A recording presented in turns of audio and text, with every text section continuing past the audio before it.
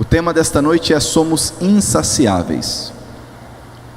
Aqui em Provérbios capítulo 30, versículo 15, diz assim: a sanguessuga tem duas filhas, e as duas se chamam me dá, me dá.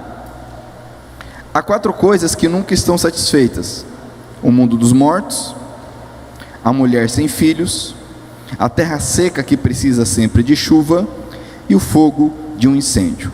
Amém? Vamos orar então mais uma vez. Pai querido, obrigado pela Tua palavra, pela Tua presença, pelo Teu agir em nosso meio. Obrigado porque podemos com alegria dizer: até aqui o Senhor nos ajudou. Eu declaro com fé, ó Pai, crendo junto com os irmãos e irmãs que estão aqui conosco, que também nos acompanhando online, que a Tua palavra é verdade. Nós cremos e declaramos que a Tua palavra é verdade nesse dia especial onde nós relembramos um marco tão importante na história que foi a Reforma Protestante. Nós também, com liberdade, temos declarado em lei federal que hoje é o dia da proclamação do Evangelho. Obrigado por essa oportunidade, Senhor, de mais uma vez declararmos a Tua palavra. E eu peço que a Tua sabedoria, a Tua graça, o Teu poder e o Teu amor nos oriente, nos capacite para toda boa obra agora, em nome de Jesus. Amém? Glória a Deus. Pode se sentar por um momento. Então o tema é: somos insaciáveis. Amados, se há alguma característica humana, é justamente que nós, seres humanos, somos insaciáveis. E isto gera uma série de repercussões. Eu quero falar um pouco sobre essas questões hoje. Muito da ansiedade, do medo, muito da insatisfação que vivemos, vem dessa característica humana. Eu acho muito interessante esse texto escrito aqui pelo sábio, dizendo que a sanguessuga tem duas filhas, fazendo aqui um paralelo, uma analogia,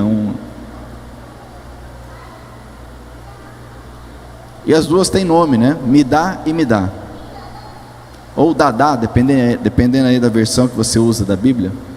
E o que ele está tentando nos ensinar aqui, nos despertar, é justamente o fato que nós sempre estamos pedindo, querendo, desejando. Isso faz parte da nossa natureza limitada. Por exemplo, coisas básicas da vida, como alimentação. Nós costumamos brincar, né? Nós almoçamos pensando na janta, não é verdade? Hoje, domingo, possivelmente você foi abençoado com um belo almoço de domingo. É um privilégio esse, nem todos têm, mas é bem provável que alguns, se não todos nós, já estamos pensando na janta, e já comemos alguma coisinha antes de ir para o culto. A nossa natureza, ela é insaciável. Nós poderíamos pegar outras questões acerca do descanso, do sono,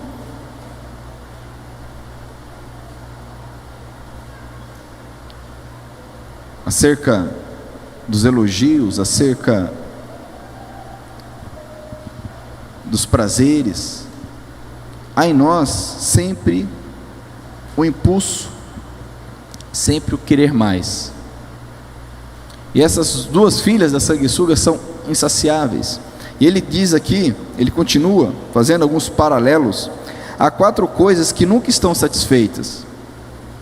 E por que ele fala de quatro coisas? Quatro é um termo que naquele contexto simbolizava algo universal, algo completo. Os quatro cantos da terra, muito embora a gente saiba que a terra não seja quadrada, mas representando, né, os quatro pontos cardeais, por exemplo, quatro evangelhos, quatro seres viventes. Então quatro no sentido de completude, para demonstrar que realmente há essa tendência. Ele diz aqui, o mundo dos mortos. E de fato, infelizmente nesse momento algumas pessoas estão morrendo, isso a cada segundo. Isso não vai parar. O mundo dos mortos nunca está satisfeito. Por mais que morram pessoas, sempre continuarão morrendo. A morte, ela sempre está insatisfeita, nunca está satisfeita. Paralelo, muito interessante, nos lembrando que Jesus veio para vencer a morte e dar fim a esta sanha, essa destruição. Tanto que Ele venceu a morte, e Ele nos garante a vitória, a ressurreição, Ele nos garante a vida eterna. Como Paulo escreve: onde está a morte, a sua vitória? Isso mostrando a ela a vitória de Cristo na cruz. Mas nada pode parar a morte a não ser Cristo. Nós costumamos dizer, né? A única coisa certa na vida é a morte. Nós todos passaremos por ela, ao menos essa primeira morte física. Outra situação que ele traz aqui, a mulher sem filhos. Naquele contexto específico, a satisfação, a realização, a completude na mulher vinha pela família, pela geração de filhos. Num contexto onde raramente alguma mulher se destacaria fora desse contexto, no mercado profissional, num cargo político, não como é hoje, né? Nossa cultura é muito diversa daquilo, mas precisamos entender o contexto. Ele está dizendo: olha, uma pessoa sem realização pessoal, ela sempre está insatisfeita. Ele usa esse exemplo. Poderíamos pegar um homem dentro de determinado contexto, mas a mulher sem filhos era algo muito forte naquela cultura, e ela sempre sempre estava insatisfeita. E a nossa natureza humana, independente de homem ou mulher, e hoje mesmo a mulher com filhos, mesmo o homem empregado, nós continuamos com a mesma tendência de insatisfação. Você já parou para pensar o que é a sua vida? Como é a sua vida? Ontem pela manhã, estava ali em casa, aí cortei a grama, estava com o Petros lavando ali o carro, lavando a calçada e pensando os privilégios que nós temos. A mangueira de água ligada, sabendo que há lugares do mundo em que crianças passam 8, 10, 15 anos sem tomar um banho porque não tem água. E nós não nos damos conta disto, continuamos insatisfeitos. Estando ali com meu filho, saudável, brincando, lavando o carro, um carro para lavar. Mas quantos estamos insatisfeitos com o carro que temos? Ou porque não temos carro? A nossa natureza, ela nunca está satisfeita. Isso gera em nós a incredulidade, a ingratidão, a angústia, a ansiedade. Me dá. São as duas filhas da sanguessuga. Algo para refletirmos nessa noite: será que nós temos agradecido ao Senhor? Será que nós temos parado e meditado no que nós temos recebido da parte dEle?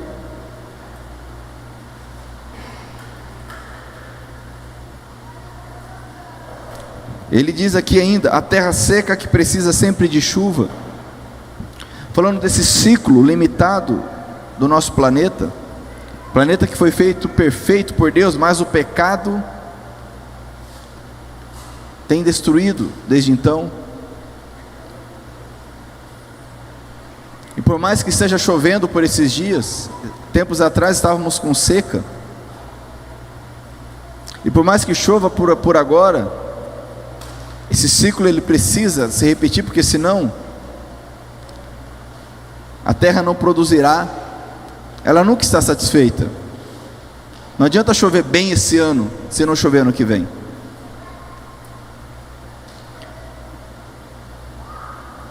ele traz essa demonstração prática do dia a dia para demonstrar que sem Deus, sem Cristo, sem a restauração que Deus nos dá, sempre estaremos insatisfeitos. Se estiver muito quente, muito calor, estamos insatisfeitos. Muito frio, insatisfeitos. Chovendo, insatisfeitos. Não chove, insatisfeitos. Comemos, estamos insatisfeitos. Não comemos, estamos insatisfeitos. Estamos vestidos, estamos insatisfeitos.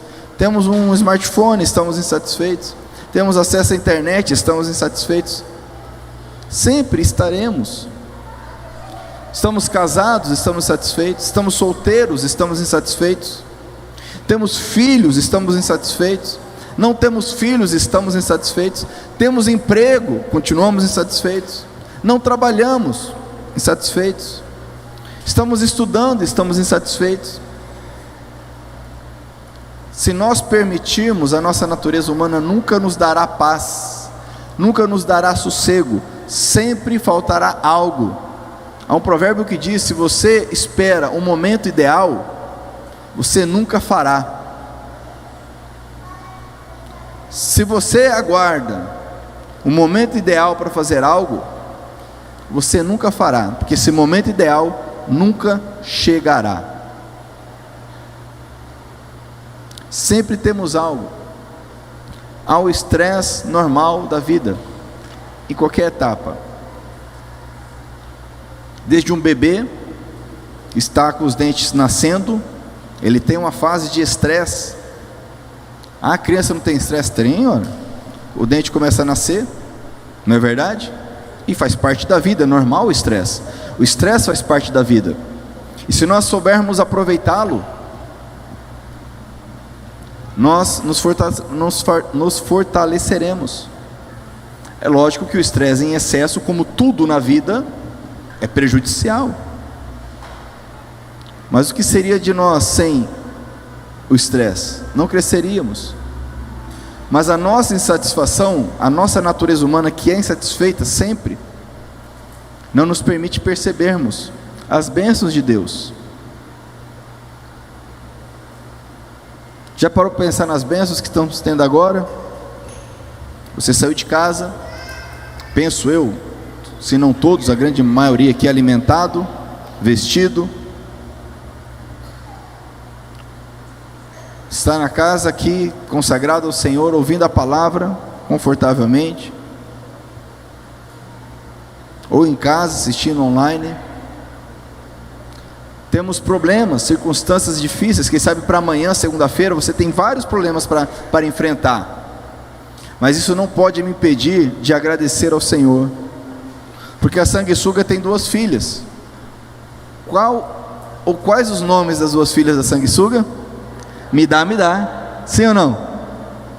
Você pode me ajudar aí, lembrar quem está perto de você? Fala assim, ó, os nomes são me dá. Sempre. Ele diz aqui ainda: e o fogo de um incêndio, a destruição. O fogo ele não apaga sozinho, a não ser que não tenha mais nada para consumir.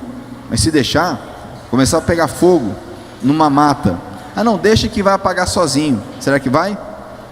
Só quando acabar a mata, né? Porque não tem fim. A destruição nesse mundo não acaba. Tudo tende para o fim. A física nos mostra isso. Tudo que surge ou nasce tende para o fim. Por si só, envelhece, desgasta, por si só. Nós estamos caminhando para o fim do nosso físico. Por mais que a gente cuide, se alimente bem, faça exercícios, isso é inevitável. Nós podemos prolongar, podemos melhorar a qualidade de vida, mas isso é inevitável. Por isso que a Bíblia diz que nós, com o toque da trombeta, seremos ressuscitados e o nosso corpo será transformado em glória. Amém? Porque é assim que funciona. Tudo tende para a destruição. Se nós fecharmos, por exemplo, esse local, esse ambiente, esse templo, deixarmos ele 10 anos fechado, sem ninguém entrar aqui, Ele vai se conservar? O que você acha? Se alguém entrar aqui depois de 10 anos, ele vai estar conservado? O que vocês acham? Por si só, sozinho, acaba. É interessante isso. Se desgasta, sem ninguém, não precisa ninguém depredar. Isso mostra que a destruição, ela nunca se farta, ela nunca está satisfeita. A nossa natureza insatisfeita, ela nos impede, amados, de desfrutarmos o melhor de Deus. Certa vez, Jesus, após fazer alguns milagres, a Bíblia nos conta que a multidão veio até ele para fazê-lo rei. Interessante, porque sabemos que uma das características do ministério de Jesus justamente foi o fato dele ser rejeitado. Mas dessa vez ele fez milagres, multiplicou pães, e a multidão veio para fazê-lo rei. E ele então, sabendo disso, não aceitou. Ele não veio para isto, ele veio para entregar a vida por nós. Mas ele disse: olha, vocês estão atrás de mim, não pelas minhas palavras, mas porque eu multipliquei o pão. Aquele povo havia vivido um milagre, a multiplicação dos pães, mas já estava insatisfeito, queria mais pão, mais milagre. Então tiveram a brilhante ideia: vamos fazê-lo rei, que ele vai multiplicar pão todo dia para nós. Mas as palavras de Jesus, que eles não queriam, essas geram vida, geram satisfação, geram força, vigor. A palavra do Senhor é eterna. A terra passará, os céus passarão, mas a palavra do Senhor permanece para sempre. Basicamente, o que gera a nossa economia é a insatisfação. Quem de nós conseguiria viver satisfeito, por exemplo, usar o exemplo de calçado, um chinelo e um sapato, aí acaba aquele sapato, compra outro. Quem de nós conseguiria viver satisfeito com uma muda de roupa para trabalhar, ou duas, e uma para ficar em casa, e outra para sair?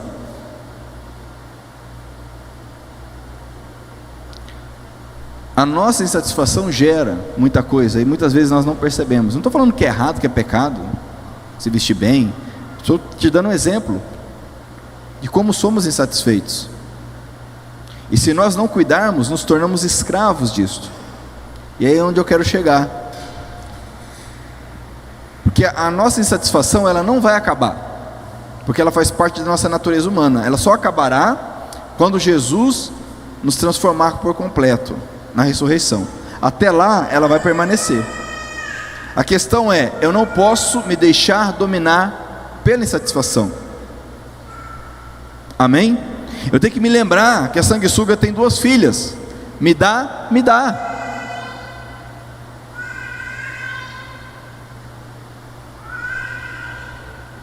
Há outra passagem interessante da Bíblia, em que Jesus conta uma parábola da seguinte forma, dizendo que havia um homem muito trabalhador, muito esforçado, e de tão trabalhador e esforçado que ele era, ele conseguiu produzir muito, ele produziu demais, e ao terminar ali a sua colheita, ele já estava pensando: e agora, o que eu vou fazer? Eu já sei, eu vou ampliar os meus celeiros, e eu vou guardar o que eu produzi, para que eu produza ainda mais.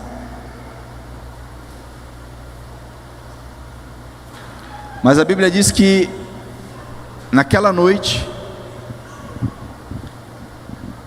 Deus falou com aquele homem dizendo: louco, Essa noite pedirão a tua alma. E tudo que você produziu, para quem será? Perceba que não é errado produzir, pelo contrário, a Bíblia é muito clara ao dizer que aquele que não trabalha não come. O princípio bíblico é esse, não é de assistencialismo cego. Devemos ajudar os pobres e os necessitados, a Bíblia diz, mas da forma correta, para não gerar uma dependência estatal, não gerar uma dependência de organizações e instituições. Deus não fez ninguém para ser dependente.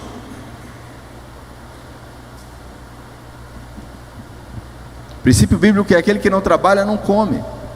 Daí a necessidade da geração de empregos. A questão não é produzir, pelo contrário. A questão é a insatisfação. Eu lhe pergunto, minha irmã, meu irmão, você está satisfeito hoje? E perceba que estar satisfeito não é estar conformado,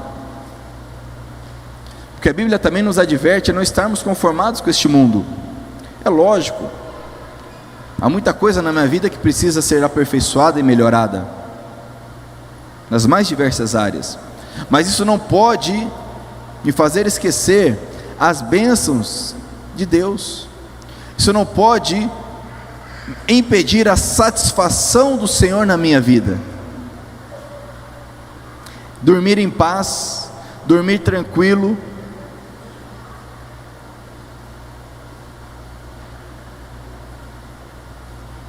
sem pânico, sem ansiedade, sem o estresse negativo, porque o estresse positivo é bem-vindo.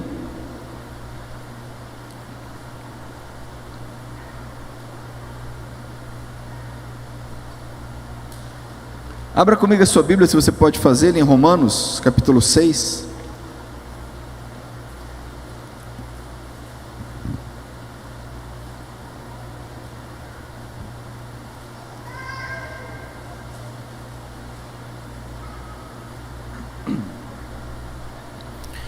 Romanos capítulo 6, e aqui Paulo está trazendo alguns princípios acerca de servir a Deus, e fazendo um contraste, uma comparação muito clara, no sentido de que ou nós servimos a Deus, ou nós servimos algum outro Senhor, fatalmente. E diz aqui no capítulo 6, versículo 16: pois vocês sabem muito bem que, quando se entregam a alguma pessoa para serem escravos dela, são de fato escravos dessa pessoa, a quem vocês obedecem. Assim sendo, vocês podem obedecer ao pecado, que produz a morte, ou podem obedecer a Deus e ser aceitos por Ele. Esse é o princípio que eu quero destacar aqui. A quem nós obedecemos, nós servimos. A quem eu obedeço? A droga? E me torno escravo dela? A quem eu obedeço? O meu estômago? Peco pela gula e me torno escravo da gula? A quem que eu obedeço? Obedeço às minhas emoções e me torno escravo das minhas emoções, carências, insatisfações? A quem eu obedeço? Os meus impulsos sexuais e me torno escravo desses impulsos? A quem eu obedeço? A imagem que as pessoas têm de mim e me torno escravo dessa imagem? A quem que eu obedeço? Ao medo de não ser aceito, o medo de perder, e me torno escravo desse medo? Aquilo que nós obedecemos, ou a quem nós obedecemos, nos domina. Por isso que precisamos obedecer a Deus, para sermos dominados por Ele. Quando nós falamos de insatisfação, estamos falando de obediência.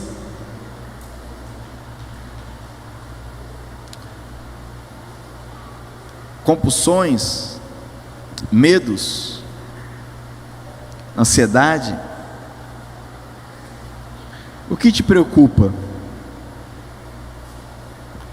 O que te preocupa? Quais são os seus medos? Essas insatisfações precisam ser entregues ao Senhor. A Bíblia diz que o perfeito amor de Deus lança fora todo medo. Amém? Amém? O perfeito amor de Deus lança fora todo medo. E o que é o medo? O medo, ele é igual à fé. Sabia? O medo, ele é muito semelhante à fé. Olha que interessante isso. O medo se assemelha demais com a fé. A fé, a Bíblia diz que é a certeza das coisas que ainda não ocorreram. E o medo? O medo é a certeza das coisas que ainda não ocorreram também. A pessoa dominada pelo medo, ela vive com a certeza de que algo vai acontecer. Isso gera palpitação, mal-estar, ansiedade, desespero.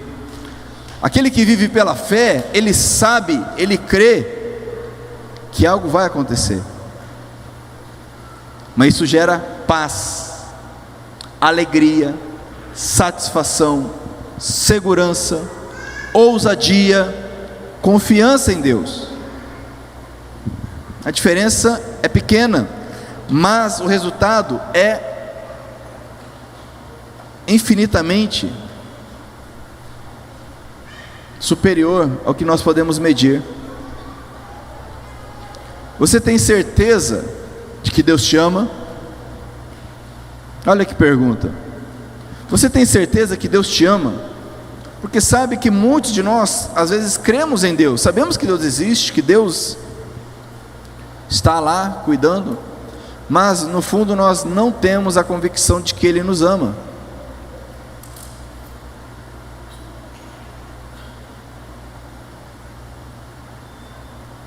E saímos à procura do amor, amor das pessoas, amor de alguma forma, seja uma aceitação, seja um relacionamento.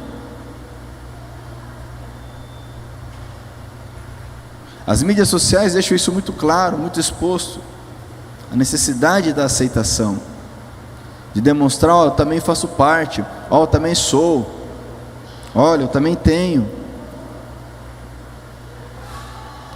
Deixar de alguma forma registrado: ó, estamos juntos.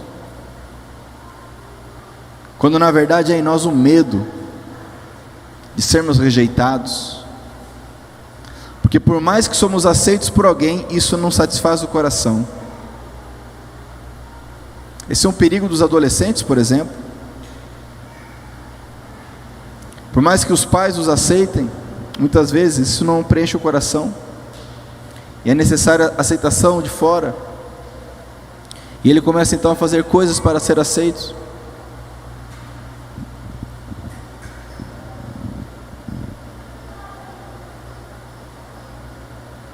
Meu irmão, permita que a satisfação, a paz de Deus enche o seu coração. Minha irmã, permita que o Senhor preencha o seu ser, os seus sentimentos, a sua mente. Amém? Ele sabe as nossas necessidades. A Bíblia diz que Ele conhece nossas necessidades e supre as nossas necessidades. Mas a insatisfação, ela não se contenta com a necessidade suprida. A insatisfação, ela quer mais do que nós precisamos.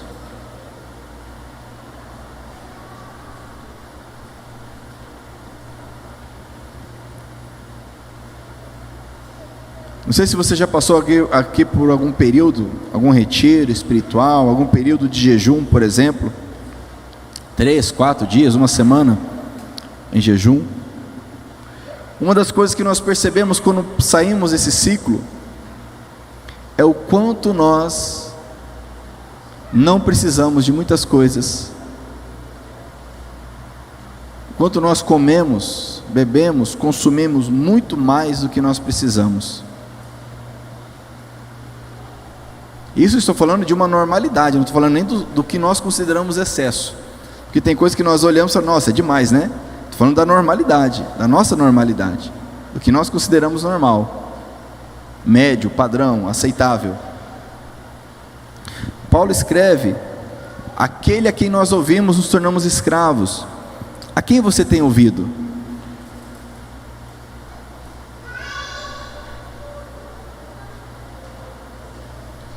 Ouça, o Senhor Jesus disse que as suas ovelhas ouvem a sua voz, reconhecem a sua voz e o seguem. E a Bíblia diz também que há muitas vozes no mundo. Quais são as vozes que nós temos ouvido? Cada um de nós, a depender da fase da vida que estamos passando, temos nossas necessidades, anseios e satisfações. Quando criança, quando adolescente, quando jovem, quando adulto, quando idoso, todos nós temos. Porque eu volto a dizer, a nossa natureza, ela sempre será insatisfeita. Ah, não, depois que tiver emprego melhora. Ah, não, depois que casar melhora. Ah, não, depois que amadurecer melhora. Nunca vai melhorar, porque nossa natureza, ela é sempre insatisfeita. Precisamos entender isto,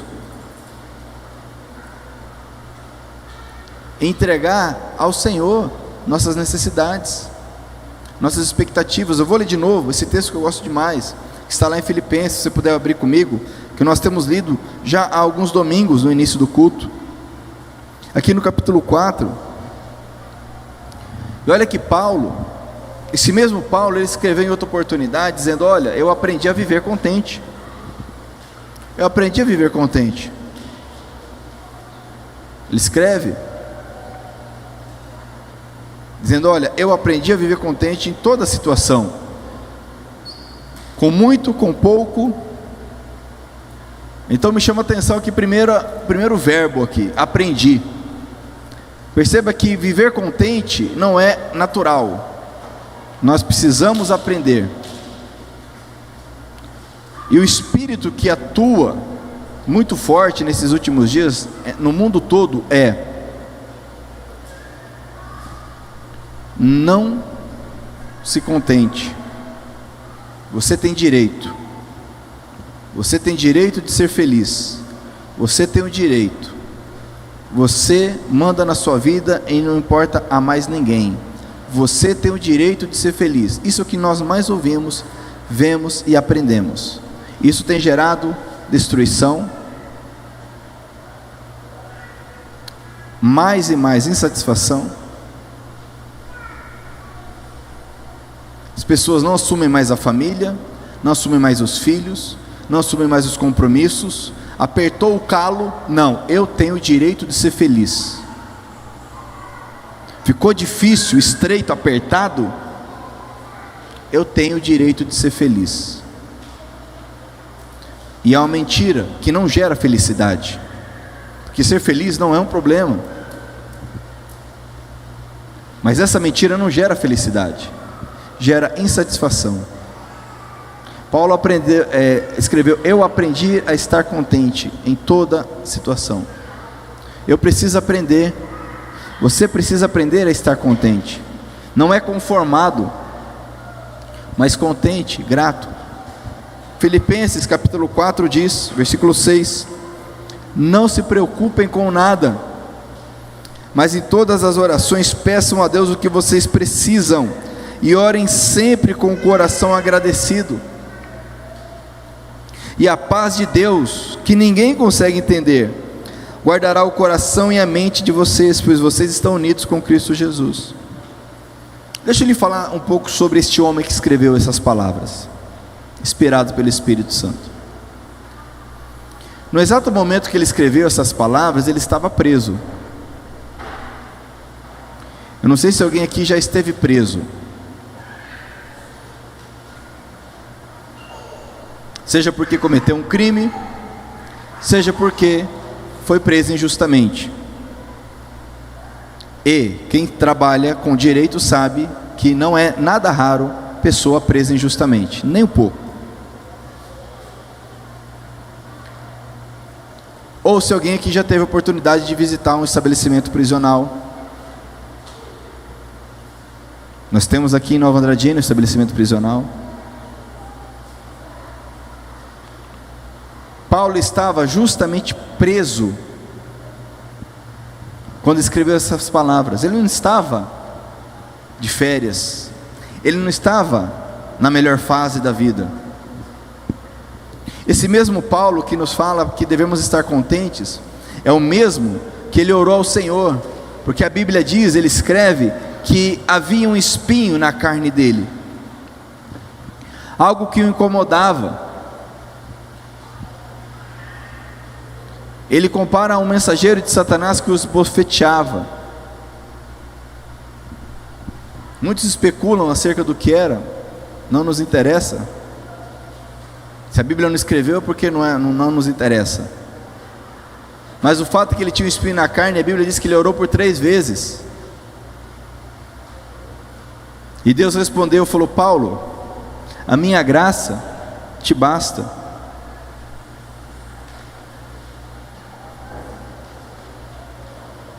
Nós temos a graça de Deus, amados. Sabe o que é graça de Deus? Falamos que hoje é o dia que se relembra a reforma protestante. Eu vou falar um pouquinho sobre graça para você. Naquele contexto, alguém que quisesse a salvação do inferno, ele era ensinado da seguinte forma: olha, para você ser salvo do inferno, primeiro que não dá para ser salvo, de qualquer forma você vai passar pelo purgatório, na melhor das hipóteses, que é algo que não existe na Bíblia. Purgatório não existe na Bíblia. Purgatório foi algo inventado para ou aterrorizar, ou para trazer um falso consolo. Então a pessoa não foi para o inferno, né? Porque se você for analisar, nunca ninguém é ruim o suficiente para ir para o inferno. Mas ninguém vai para o inferno porque é ruim. A Bíblia diz que a gente vai para o inferno por não estar unido com Cristo Jesus. Mas enfim, então a pessoa deveria fazer obras, comprar indulgências, pagar para ter algum tipo de benefício após a morte. E esse homem chamado Martinho Lutero, então, lendo a Bíblia, que era coisa inacessível para a maioria naquele contexto, a Bíblia, por exemplo, ela era proibida de ser traduzida. Então a Bíblia era somente em latim,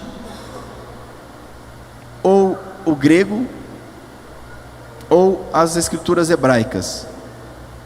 Lutero era alemão, você sabe disso. Não havia Bíblia em alemão, não havia Bíblia em português, não havia Bíblia em nenhum idioma, a não ser esse que eu mencionei, pelo menos não no contexto da reforma. Era proibida a tradução. Dessa forma você não teria uma Bíblia em português para ler. Mas ele tinha acesso, ele lendo a Bíblia, ele se deparou com textos das Escrituras dizendo que a salvação é pela graça de Deus, que isso é dom, é presente de Deus. E aquilo caiu como um raio, e ele começou a entender que por mais que ele fizesse, ele nunca iria merecer a salvação, que ele só poderia ser salvo através da graça de Deus. Há uma comparação muito conhecida para tentarmos entender o que é a graça de Deus, que nos mostra o seguinte: quando você faz algo de ruim, vamos imaginar um crime, pratica um crime, a lei então determina uma sanção, uma pena, certo? Vamos imaginar que a lei determine uma recompensa para algo bom que você faça, e você cumpra então essa bondade, essa benesse. Você então tem direito à recompensa. Quando alguém tem direito a ser punido porque fez algo de errado, quando alguém tem o direito de ser beneficiado por algo bom que fez, isso é chamado de justiça, certo? É dar a cada um o que é seu, conforme os seus méritos. Lógico que a gente não vai entrar no conceito de justiça, ficaria aqui o resto da vida, mas um conceito bem simples. Eu fiz algo de mal, vou ser castigado. Fiz algo de bom, a criança aprende isso, né? Se comportou, vai receber um presentinho. Não se comportou, vai receber uma varadinha. Isso é justiça, de uma forma bem simples. Mas não estamos falando de justiça, estamos falando de graça. Antes de falarmos da graça, vamos falar de misericórdia. O que é misericórdia? Então, justiça é dar a cada um o que ele merece. E a misericórdia? A misericórdia é não dar a punição que alguém merece. Sabia?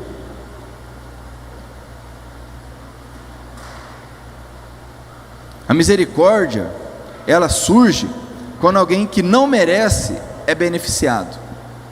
Já viu aquela situação da pessoa estar no corredor da morte, pede clemência, pede misericórdia, ela não merece, porque ela está no corredor da morte, ela fez algo para estar ali, está ali passeando, ela fez algo para estar ali. Lembra do ladrão da cruz, do lado de Jesus? Lembra dele? Alguns falam que era o bom ladrão, não é bom nada, se fosse bom não estava na cruz, não é verdade? Alguma coisa fez para estar ali. Jesus não chamou ele de inocente em nenhum momento. Ah, o bom ladrão, bom conversa. Se fosse bom não estava na cruz. Mas ele, então, tem um encontro com Jesus ali. A misericórdia é não aplicar o mal que a pessoa merece. Agora a graça, por sua vez, ela é algo muito superior. Porque a graça é dar algo que ninguém merece. E é algo que ninguém pode fazer absolutamente nada para conseguir. Não há nada, absolutamente nada que alguém possa fazer para merecer a graça de Deus. A justiça sim, eu faço algo e mereço, mas na graça, nada pode ser feito para alcançar a graça, por isso que ela se chama graça.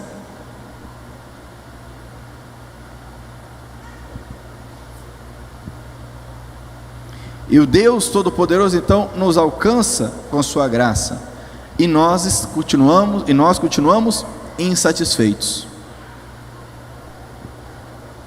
Paulo orou ao Senhor, o Senhor falou: Paulo, a minha graça te basta. E aquilo encheu o coração de Paulo de satisfação, de paz, de alegria.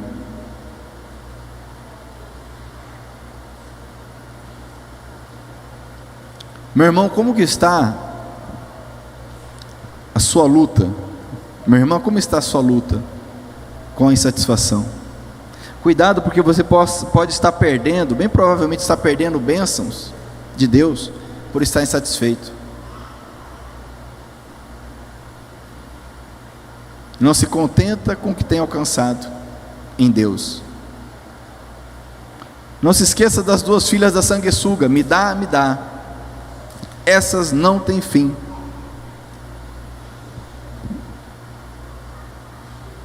Como uma criança, você dá um brinquedo para ela, dali a pouco ela para de brincar com aquele brinquedo, e ela quer outro, você dá outro brinquedo para ela, ela para de brincar, daqui a pouco ela quer outro. Ela tem um brinquedo dela, ela vê a criança com outro brinquedo, ela quer o brinquedo da outra. É a nossa natureza, a criança demonstra muito bem a nossa natureza, porque ela não tem os freios que nós criamos ao longo da vida. Nós vamos criando freios ao longo da vida, às vezes não são nem freios bons, são freios simplesmente para disfarçar a nossa natureza. Então, meu irmão, a palavra que Deus tem para mim nessa noite, para você é: a graça do Senhor nos basta. Se tudo der errado e nós fomos salvos, é mais que suficiente. Lembra de Noé? Quem lembra de Noé aqui, da história de Noé? O que sobrou para Noé? A alma dele, né, a sua vida, é da sua família, só. Amigos, parentes, conhecidos, construções, plantações, perdeu tudo, foi tudo embora. Quem lembra de Jó? Jó era um cara que, se vivesse hoje, estava lascado, nenhuma igreja aceitava, porque o cara não tinha vitória na vida. Não é verdade? Quem olhava fala: nossa, mas que cara, esse aí se lascou, porque olha, eu não sei o que esse cara fez na vida, mas alguma coisa ele fez, alguma macumba ele fez, não é possível, ou fizeram contra ele, e pegou, e se pegou porque o cara não é de Deus. Imagina, o cara perdeu a família, perdeu os bens, perdeu a saúde. Se Jó vivesse hoje, olha, difícil alguma igreja aceitar o cara, hein? Porque vivemos um evangelho água com açúcar, meia boca, falso, que nos diz: peça, peça, peça, peça, peça, peça, peça, peça. Pediu? Peça mais ainda. E ai de Deus se não der. Ai de Deus se não der. Não vou mais na igreja, não quero mais saber, isso não funciona, não dá certo.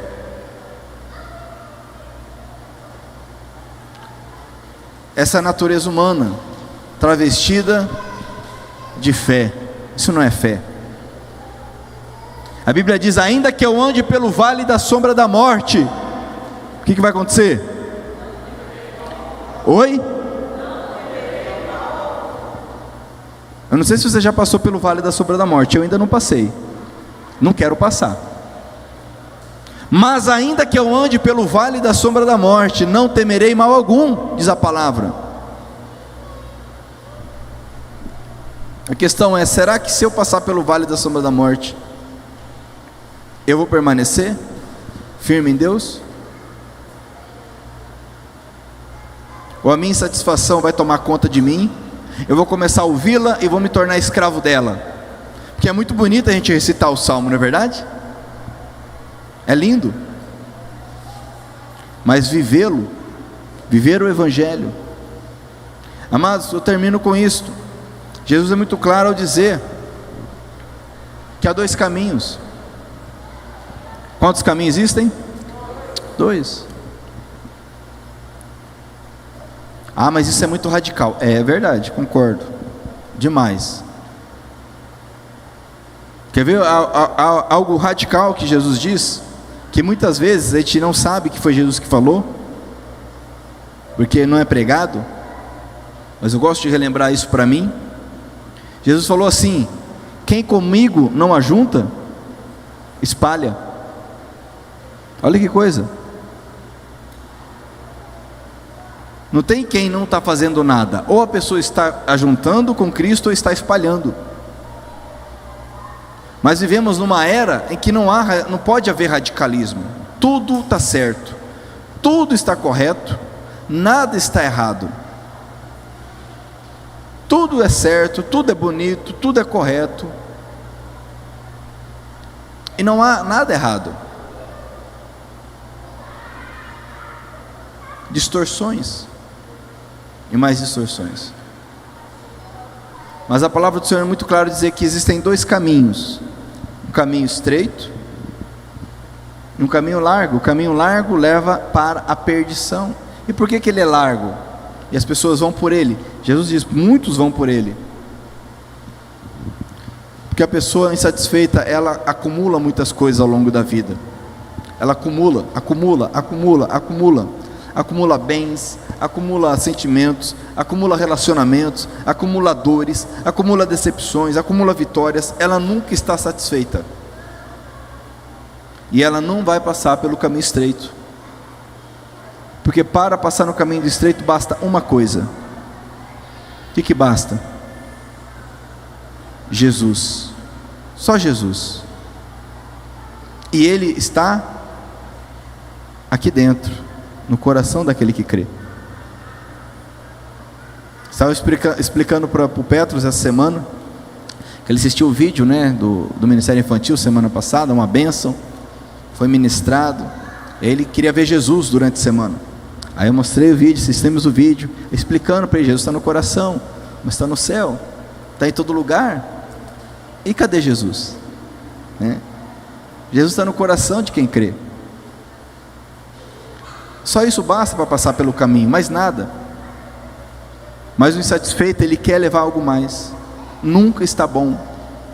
Meu irmão, não seja insatisfeito. Minha irmã, não seja insatisfeita.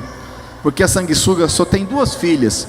E essas 2 filhas já acaba com tudo. Me dá, me dá. Me dá, me dá.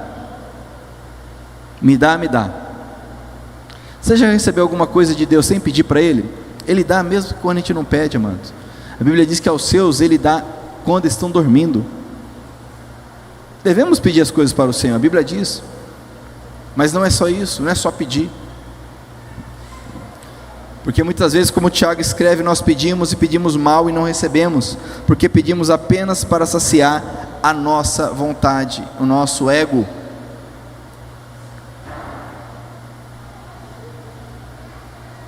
Que em nome de Jesus cada um de nós domine, obedeça ao Senhor e domine a sua própria vontade, essa insatisfação.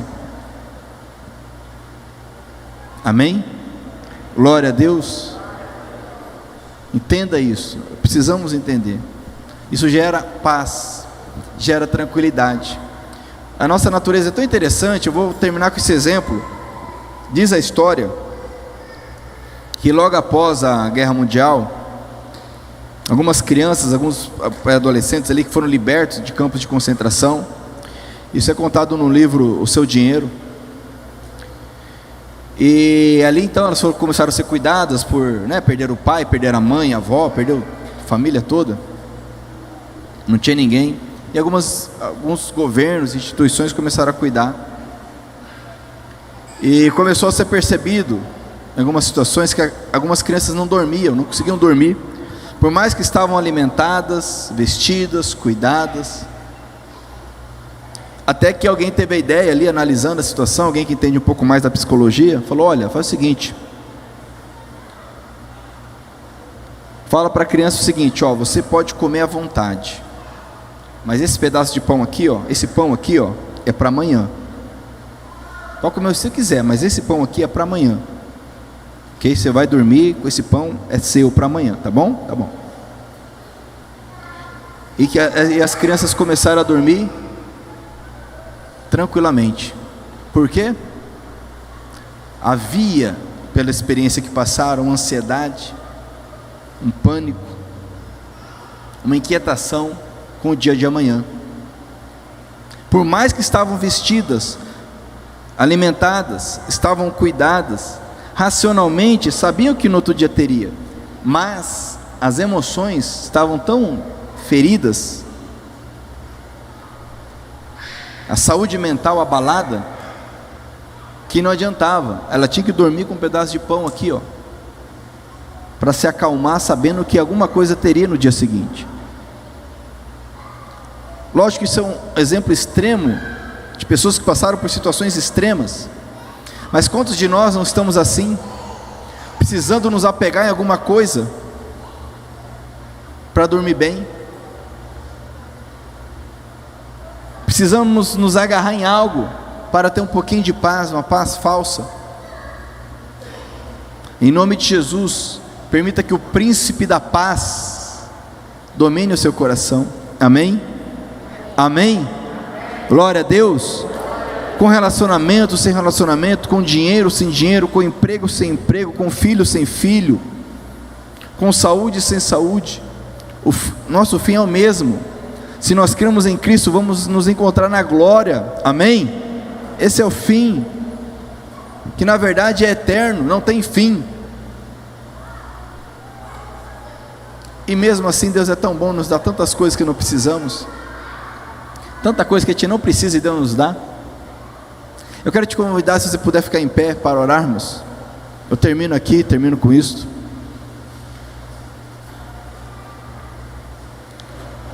Não permita que a insatisfação, não permita que a sanguessuga domine a sua vida.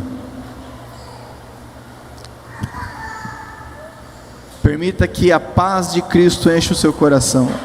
Se você pode, então, eu vou fazer uma oração aqui. Se você quiser orar aí, pedindo perdão, pedindo ajuda, pedindo força, confessando, enfim, não sei qual que é a tua situação, mas você sabe.